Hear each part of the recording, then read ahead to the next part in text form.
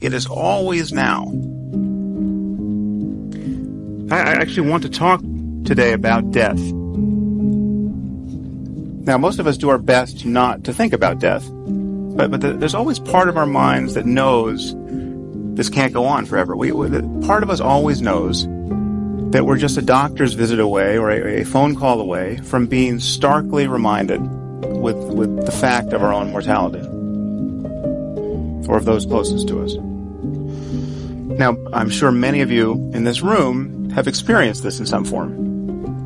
You must know how uncanny it is to suddenly be thrown out of the normal course of your life and just be given the full-time job of not dying or caring for someone who is.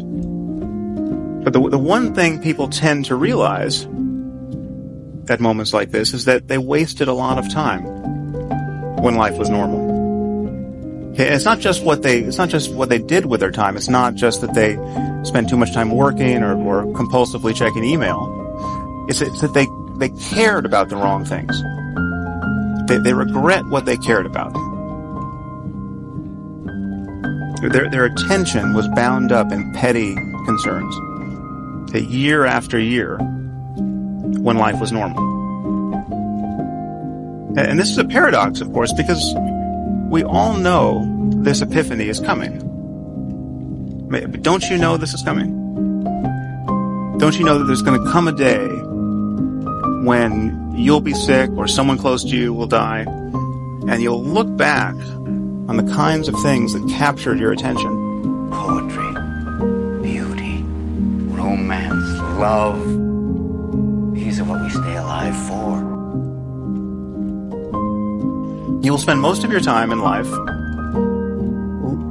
tacitly presuming you'll live forever. It's like watching a bad movie for the fourth time, or bickering with your spouse. These things only make sense in light of eternity.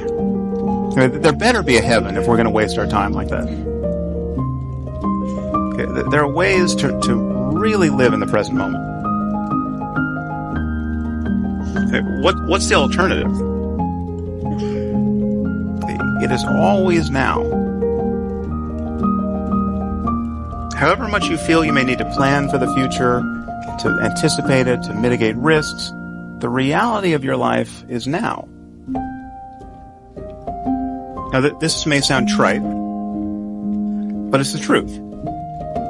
It's not quite true as a matter of physics. In fact, there is no now that encompasses the entire universe. You can't talk of an event being simultaneously occurring here and one at the same moment occurring in Andromeda. The truth is, now is not even well defined as a matter of neurology, because we know that inputs to the brain come at different moments, and that consciousness is built upon layers of inputs whose timings have to be different. Our conscious awareness of the present moment is, in some relevant sense, already a memory. But as a matter of conscious experience, the reality of your life is always now. And I think this is a liberating truth about the nature of the human mind. In fact, I think there's probably nothing more important to understand about your mind than that, if you want to be happy in this world. You don't stop and look around once in a while, you could miss it. The past is a memory.